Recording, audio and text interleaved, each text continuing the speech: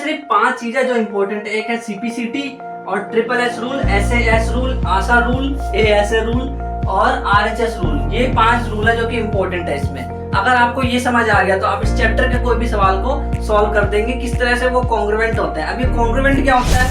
Congruent यानी कि दोनों के दोनों, यानी कि कोई दो ट्राइंगल है, मान लीजिए जैसे ये दोनों ट्राइंगल है, तो इनका अगर साइड भी सेम हो, मतलब जितना ए बी है उतना पी क्यू भी हो, साइड सेम हो, एंगल भी सेम हो, सब कुछ सेम हो लगभग, यानी कि अगर वो एक दूसरे को ढक लेते हैं, एक दूसरे के ऊपर ओवरलैप कर जाते हैं, तो उसे हम बोलेंगे कॉन्ग्रुएंट ट्राइंगल। सबसे इंपॉर्टेंट ये है सीपीसीटी। इसमें सीपीसीटी क्या होता है? सीपीसीटी की फुल फॉर्म होती है corresponding parts of congruent triangle. यानी कि अगर मान लीजिए ये जो ट्राइंगल है, ट्राइंगल एबीसी जो है, ट्राइंगल एबीसी अगर कॉन्ग्रुएंट है, कॉन्ग्रुएंट का निशान ध्यान से देख लीजिए, इक्वल टू का निशान होता है और ऐसे करके उल्टा एस जा रहा होता है इसके ऊपर। और अगर ये कॉन्ग्रुएंट है पी क्यू आर के, इस वाले ट्राइंगल के अगर ये कॉन्ग्रुएंट है, तो फिर क्या होने वाला है? तो ध्यान से सुनना है, यहाँ पे ए बी जो है, ए बी पी क्यू के बराबर होने वाला है। अगर ये कॉन्ग्रुएंट है तो ए बी पी क्यू के बराबर होगा, और बी सी जो है क्यू आर के बराबर होगा, और ए सी जो है, जो ए सी है वो पी आर के बराबर होगा। और इसके जो एंगल्स है, यानी ए का जो एंगल है वो बराबर होगा पी वाले एंगल के, और बी का जो एंगल है वो बराबर होगा क्यू वाले एंगल के, और सी का जो एंगल है वो आर वाले एंगल के बराबर होगा। तो इसके जो करस्पॉन्डिंग पार्ट्स है, यानी कि ये वाले पार्ट, संगत पार्ट एक तरह से बोलते हैं, संगत पार्ट जो है वो इसके कॉन्ग्रुएंट है, यानी कि सेम है, बेसिकली बराबर है। तो अब कॉन्ग्रुएंसी का क्राइटेरिया क्या होता है? इसके 4 क्राइटेरिया होते हैं। ट्रिपल एस, जिसमें कि साइड साइड साइड, यानी कि अगर मान लीजिए कोई दो ट्राइंगल हमारे पास है, उसके साइड, तीनों के तीनों साइड अगर बराबर है, ये वाला इसके बराबर है, ये वाला इसके, ये सब बराबर है, तो ये तीनों साइड बराबर है, तो वो ट्रिपल एस रूल से सर्वांगसम हो जाएगा, यानी कि कॉन्ग्रुएंट हो जाएगा। कॉन्ग्रुएंसी का रूल है ये। अब एस ए एस रूल क्या होता है? सांस रूल क्या होता है? तो सांस रूल, अगर मान लीजिए एक साइड है और उसके बीच में एक एंगल फंस रहा है, देखिए ये ए जो है, ये दो एस के बीच में एक ए फंस रहा है ना, तो इसीलिए अगर ये साइड है और ये एंगल है और ये साइड है, साइड एंगल साइड, और इस वाले ट्राइंगल भी साइड एंगल साइड, अगर इस तरह से ये कॉन्ग्रुएंट है, यानी कि ये वाला साइड इसके बराबर है और फिर एंगल इसके बराबर है और ये वाला साइड इसके बराबर है, तो ये होगा एस ए एस रूल। यानी कि दो साइड के बीच में अगर एक एंगल फंस रहा है और वो बराबर है, तो उसको बोलेंगे सांस rule, S A S rule, side angle side rule बोलते हैं। देन उसके बाद है आशा रूल। आशा रूल क्या होता है? Basically A S a rule क्या होता है? इसमें एंगल बराबर होते हैं और उसके बीच में एक साइड फंस रहा होता है। जैसे ये वाला एंगल जो है इसके बराबर है, ये वाला साइड जो है इसके बराबर है, और ये वाला जो एंगल है ये इसके बराबर है, तो दो एंगल के बीच में एक साइड फंस रहा है, दो एंगल के बीच में एक साइड फंस रहा है, तो उसको बोलते हैं ए एस ए रूल, आशा रूल बोलते हैं इसको। और अगर हम आर एच एस रूल की बात करें तो इसमें क्या होता है? इसमें एक एंगल होता है कोई ना कोई जो 90 डिग्री का होता है, और उसमें जो इसका जो ये हाइपोटेनस है ये इसके बराबर होता है, इसका जो बेस है वो भी इसके बराबर होता है, तो इसके सारे के सारे करस्पॉन्डिंग पार्ट्स इक्वल हो जाते हैं। यानी कि आरएचएस रूल अगर आपको पता करना है ना किसमें आरएचएस लगेगा, तो आप देख लो कि 90 डिग्री का कोण बन रहा है। अगर 90 डिग्री का कोण बन रहा है, एंगल 90 डिग्री का बन रहा है दोनों में, तो वो आरएचएस रूल से सर्वांगसम हो जाएगा, अदरवाइज नहीं। तो ये बेसिकली कुछ रूल थे, माइंड मैप इसका ये है, आप इसका स्क्रीनशॉट ले लीजिए फटाफट।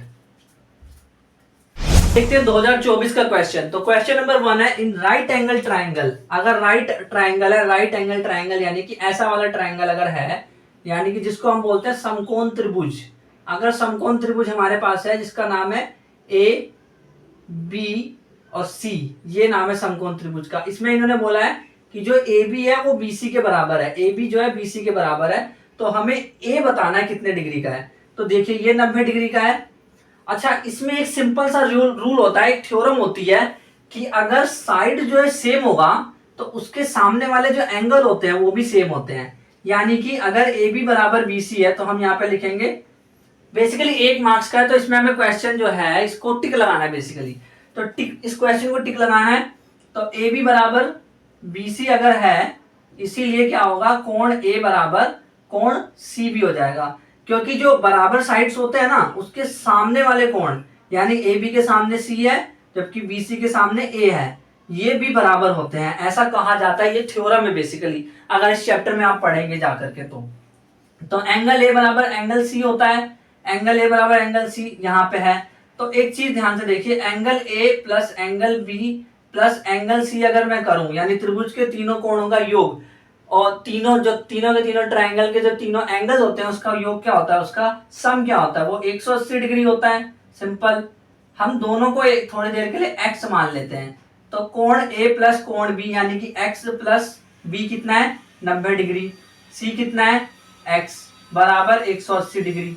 अब यहाँ पे x और x 2x हो गया, और 180 डिग्री में से 90 माइनस करेंगे तो 2x बराबर 90 हो गया, और x बराबर कितना आएगा, 90 divided by 2 is equal to ये 45 आएगा। इसका आंसर x बराबर 45 डिग्री। तो 45 किसी ऑप्शन में है, हाँ ये रहा, तो 45 ये वाला आंसर है इसका। तो ऑप्शन ए इसका आंसर है। आपको पहले वीडियो को पॉज करके इसको आंसर को कमेंट करना था, ठीक है। अब क्वेश्चन नंबर 2 है, ये भी 1 मार्क का है। पहले कमेंट कीजिए इसका आंसर जा करके, उसके बाद देखना solution. 2 supplementary angle are in ratio, जो सप्लीमेंट्री एंगल है उनका रेशियो दे रखा है, और लार्जर जो एंगल है, बड़ा वाला जो एंगल है, उसकी वैल्यू पूछिए कि वो कितने डिग्री का होगा। इन दोनों को अगर हम प्लस करेंगे, थोड़ी देर के लिए मान लेते हैं 2x है और ये 5x है, तो 3x है। तो अगर हम इन दोनों को प्लस करते हैं, इन दोनों को अगर हम प्लस करते हैं तो हमारा आंसर 5x आता है। और सप्लीमेंट्री एंगल वो होता है जिसका योग 180 डिग्री होता है, दोनों को जोड़ने पे 180 आता है।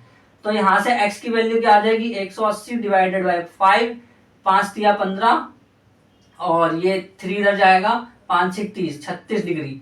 तो x की वैल्यू 36 डिग्री आई है।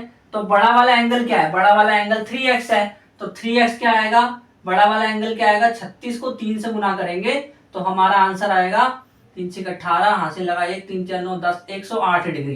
तो 108 डिग्री वाला एंगल जो है वो लार्जर एंगल है। कौन सा ऑप्शन है, डी, ऑप्शन डी इसका आंसर है। लार्जर एंगल कौन सा है, 108 डिग्री वाला।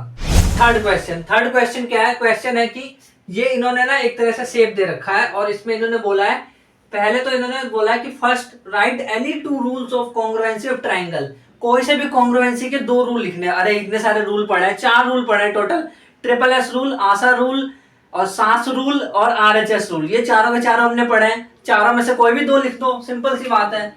तो मान लो मेरा मन कर रहा है कि मैं ट्रिपल एस रूल लिखूंगा और मैं सांस रूल लिखूंगा, तो लिख देते हैं, सिंपल सी बात है।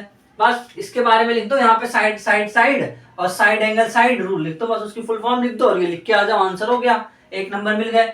अगला क्वेश्चन है, इफ P, जो P है ना, ये वाला जो एंगल है P पूरा, ये 80 डिग्री दे रखा है, पूरा 80 डिग्री दे रखा है। तो आपको PAB फाइंड करना है, PAB यानी ये वाला आपको फाइंड करना है। तो कैसे फाइंड करेंगे, ध्यान से सुनना। ये जो है ना, बेसिकली इन्होंने ये भी बता रखा था इसमें कि ये 90 डिग्री का है। अगर ये 80 है और ये बीच में से एक लाइन जा रही है, तो ये इसको 40-40 में बांटेगी। तो ये 40, ये 40, ये 90। तो इस तरह से ये कितना होगा, तो ऐसे लिखेंगे, हम लिखेंगे इन ट्राइंगल, इसका आंसर कैसे लिखेंगे, in triangle PAB, in triangle PAB angle APC बराबर 80 डिवाइडेड बाई 2 यानी कि 40 डिग्री। अब ऐसा क्यों है, क्योंकि PQ बाइसेक्ट, क्योंकि PQ बाइसेक्ट करता है कोण P को। जो एंगल P है उसको 2 बराबर हिस्से में कौन बांट रहा है, PQ। इसीलिए जो APC है, यानी सिर्फ इतना वाला हिस्सा, ये 40 डिग्री है, ये 40 डिग्री, ये 40 है, ये 90 है, तो ये कितना हो जाएगा, ध्यान से देखना आप। अगर हम बोले कोण APC यानी ये वाला कोण यानी 40 वाला, प्लस में कोण ACP यानी ये 90 डिग्री वाला, प्लस में कोण PAB यानी कि ये वाला जो कि हमें पता करना है, बराबर कितना होगा, त्रिभुज के तीनों कोणों का योग 180 डिग्री। तो APC कितना दे रखा है, 40 डिग्री, और अभी जो निकाला हमने, और ACP कितना दे रखा है, 90 डिग्री दे रखा है। PAB हमें पता करना है, तो यहां से थ्रू कैलकुलेशन हम इसको पता कर लेंगे। तो PAB कितना आएगा, PAB बराबर 180 डिग्री माइनस ये 40 और 90 कितने में, 130 माइनस 130 डिग्री।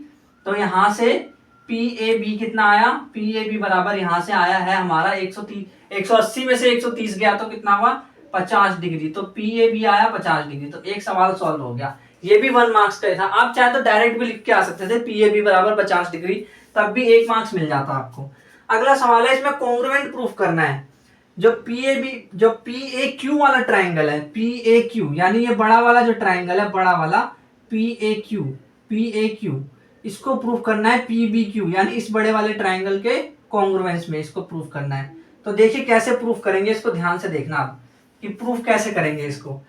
तो हम लिखेंगे in triangle PAQ and triangle PBQ, इन दोनों ट्राइंगल में क्या चीज देखनी है, ये देखना है कि PA बराबर है PB के, PA बराबर है PB के, PA बराबर PB दे रखा है, और जो AQ है वो बराबर है इसके, AQ बराबर है किसके, BQ के, AQ बराबर है BQ के। अब ये दोनों हमें दे रखा है, ये गिवन है, बेसिकली ये गिवन है।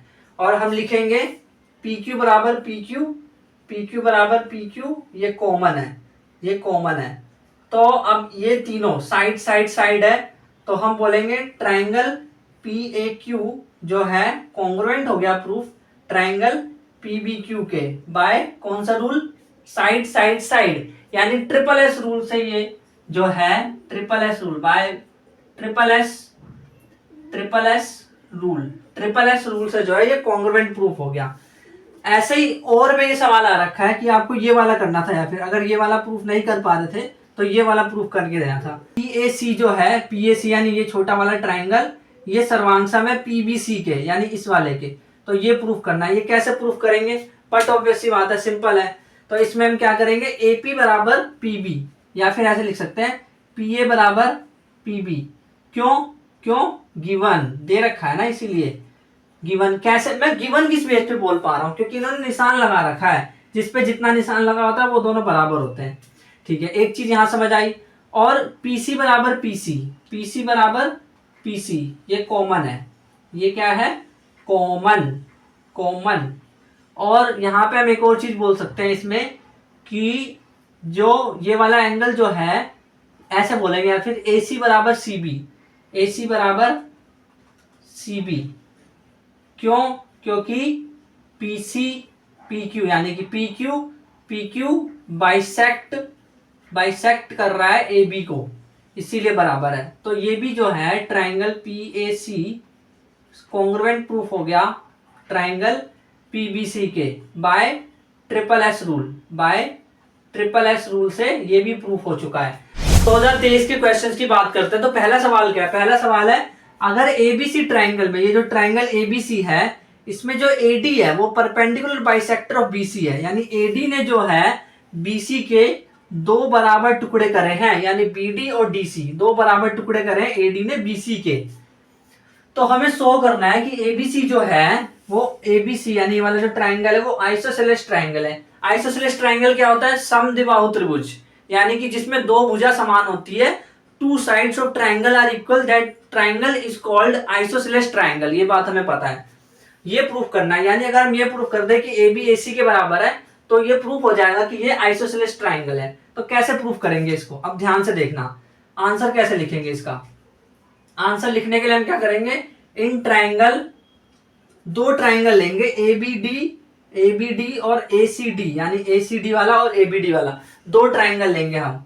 In triangle ABD and triangle ACD, इन दोनों ट्राइंगल की अगर हम बात करें तो ध्यान से देखना आप, AD बराबर AD है, कॉमन है वो, AD बराबर AD, दोनों में AD आ रहा है, इस वाले ट्राइंगल में भी और इस वाले में भी AD आ रहा है, तो AD जो है कॉमन है।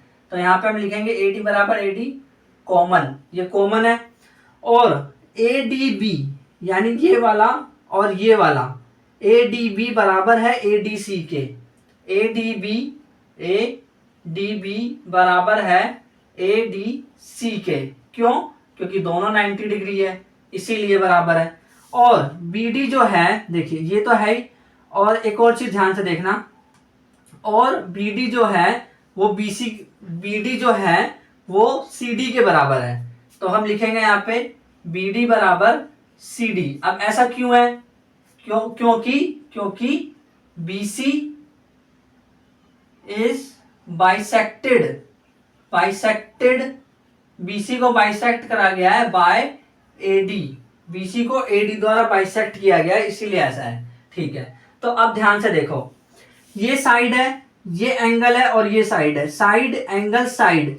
अब सवाल ये उठता है, अब आप बोलोगे कि ये तो राइट एंगल ट्राइंगल है तो मैं इसको आरएचएस नियम से प्रूव कर दूंगा, बट नहीं, ऐसा मत करना। क्यों? क्योंकि जो आरएचएस नियम से जो प्रूफ होता है उसमें बेसिकली इसका जो हाइपोटेनिस होता है, हाइपोटेनिस वो बराबर होता है, तब आरएचएस नियम से होता है। बट यहाँ पे आरएचएस नियम नहीं लगने वाला है, यहाँ पे एसएएस रूल लगेगा, side angle side, side angle side, क्योंकि ये साइड बराबर है और ये एंगल है और ये साइड है। तो हम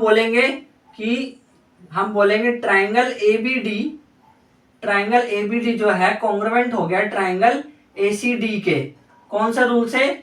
बाय एसएएस रूल। देखिए यहाँ पे साइड है, एडी एक साइड थी और यहाँ पे एंगल था, ये एंगल था, और बीडी एक साइड थी, साइड और साइड के बीच में एक एंगल फंसा है, इसलिए एसएएस रूल, इसे साइड एंगल साइड रूल बोला जाता है। फिर हम लिखेंगे इसीलिए ए बी बराबर ए सी, क्यों? By CPCT. सीपीसीटी क्या कहता है, याद करो, सीपीसीटी सिंपल सी बात ये कहता है कि अगर कोई पार्ट बराबर है, यानी कि अगर इसके एंगल्स बराबर है, अगर इसके साइड बराबर है और ये वाला साइड बराबर है, तो वो जो ट्राइंगल जो कॉन्ग्रुएंट होते हैं ना, उनके सारे पार्ट्स इक्वल होते हैं। यानी कि ये वाला इसके बराबर तो है ही, ये वाला इसके बराबर हो गया, ये वाला इसके बराबर हो गया सीपीसीटी से, और ये एंगल तो बराबर था ही। तो आपको इतना सा लिख करके आ जाना है, सीपीसीटी के थ्रू इसको प्रूफ किया गया है, ए बी बराबर ए सी। तो अब हम लास्ट में लाइन लिखेंगे, हैंस जो इन्होंने बोला है, जो हमने प्रूफ कर दिया, hence A B C is an isosceles triangle in which A B बराबर ए सी, ये लिख देंगे। Hence A B C is an isosceles समद्विबाहु त्रिभुज, यानी कि आइसोसेलेस ट्राइंगल इन विच जिसमें कि ए बी बराबर है ए सी के, ये प्रूफ हो चुका है।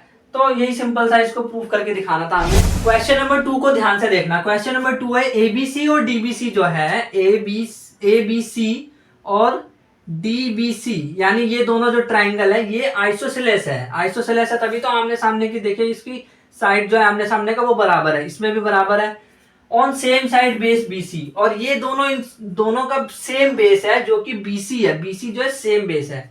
तो हमें शो करना है, प्रूव करना है कि एबीडी जो है एसीडी के बराबर है।